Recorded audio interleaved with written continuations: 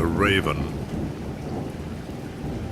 Once upon a midnight dreary, while I pondered weak and weary over many a quaint and curious volume of forgotten lore, while I nodded, nearly napping, suddenly there came a tapping, as of someone gently rapping at my chamber door. "'Tis some visitor," I muttered, tapping at my chamber door. Only this, and nothing more. Distinctly I remember it was in the bleak December, and each separate dying ember wrought its ghost upon the floor. Eagerly I wished the morrow. Vainly I had sought to borrow from my books surcease of sorrow, sorrow for the lost Lenore, for the rare and radiant maiden whom the angels named Lenore. Nameless here, forevermore. And the silken, sad, uncertain rustling of each purple curtain thrilled me, filled me with fantastic terrors never felt before, so that now, to still the beating of my heart, I stood repeating, "'Tis some visitor entreating entrance at my chamber door, some late visitor entreating entrance at my chamber door. This it is, and nothing more." Presently, my soul grew stronger. Hesitating then no longer, "Sir," said I, "or madam, truly your forgiveness I implore, but the fact is I was napping, and so gently you came rapping, and so faintly you came tapping at my chamber door, that I scarce was sure I heard you. Here I opened wide the door.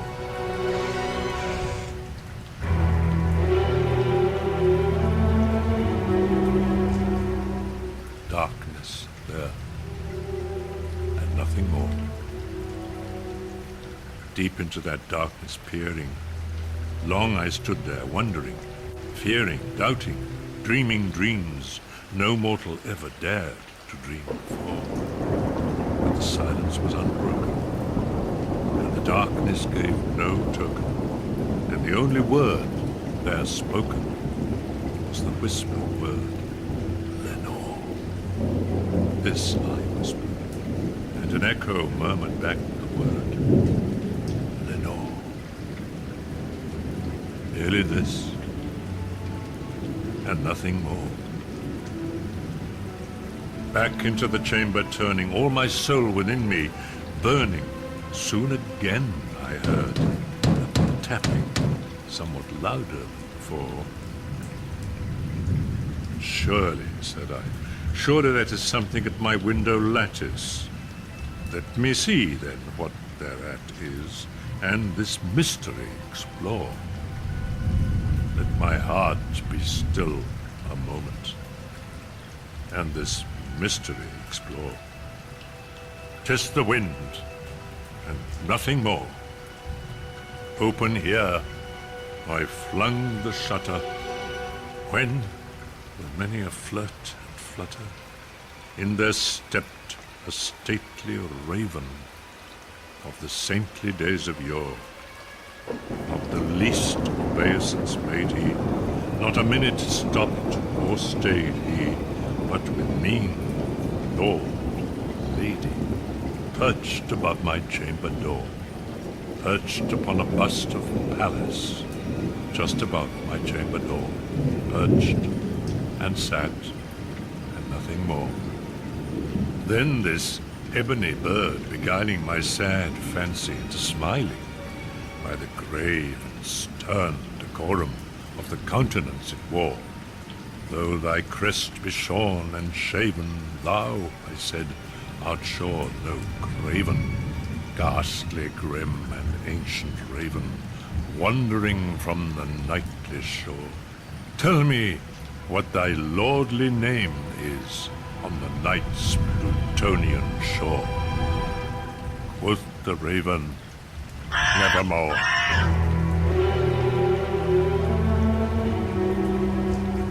Much I marvel this ungainly fowl to hear discourse so plainly, though its answer little meaning, little relevancy bore. For we cannot help agreeing that no living human being ever yet was blessed with seeing bird above his chamber door, bird or beast above the sculptured bust above his chamber door, with such name as Nevermore. But the raven, sitting lonely on the placid bust, spoke only that one word, as if his soul in that one word he did outpour. Nothing further then he uttered, not a feather then he fluttered.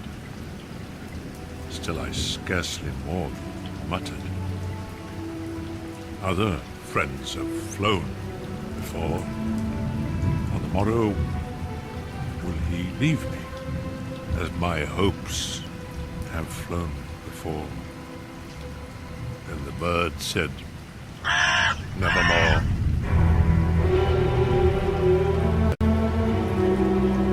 Startled at the stillness broken by replies so aptly spoken.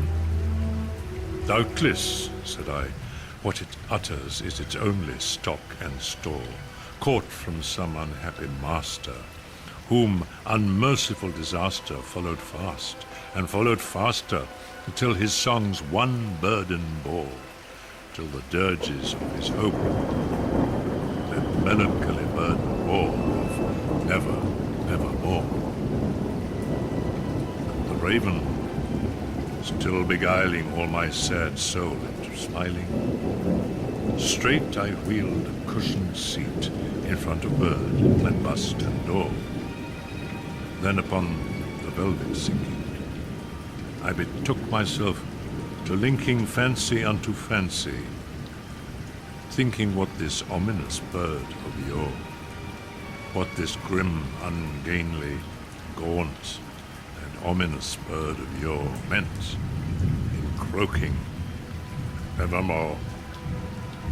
This I sat engaged in guessing, but no syllable expressing to the fowl, whose fiery eyes now burned into my bosom's core.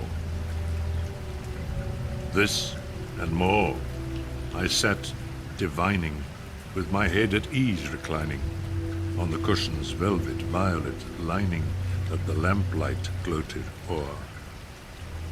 But whose velvet violet lining, with the lamplight gloating o'er, she shall press nevermore.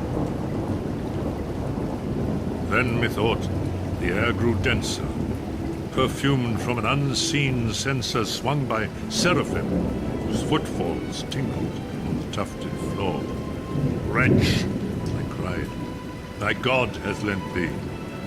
By these angels he has sent thee respite, respite and nepenthe from thy memories of Lenore. Quaff, oh quaff this kind nepenthe, and forget this lost Lenore. Quoth the raven, Nevermore. Prophet, said I, thing of evil, prophet still, if bird or devil, whether tempter sent, or whether tempest tossed thee here ashore, desolate, yet all undaunted, on this desert land enchanted, on this home by horror haunted, tell me truly, I implore, is there balm in Gilead? Tell me, I implore. Quoth the raven, Nevermore. Prophet, said I, thing of evil, prophet still, if bird or devil, by that heaven that bends above us, by that God we both adore, tell this soul with sorrow laden, if within the distant Aidenn it shall clasp a sainted maiden whom the angels named Lenore. Clasp a rare and radiant maiden, whom the angels named Lenore. Quoth the Raven, nevermore.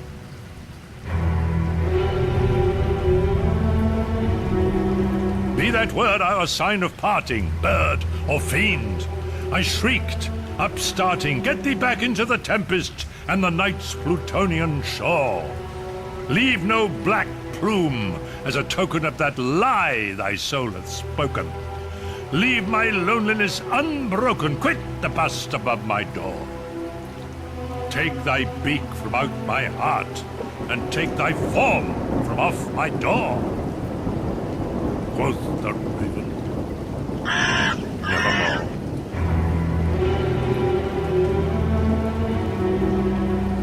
And the Raven, never flitting, still is sitting on the padded bust of Pallas, just above my chamber door. And his eyes have all the seeming of a demon's that is dreaming, and the lamplight o'er him streaming throws his shadow on the floor. And my soul, from out that shadow that lies floating on the floor, shall be lifted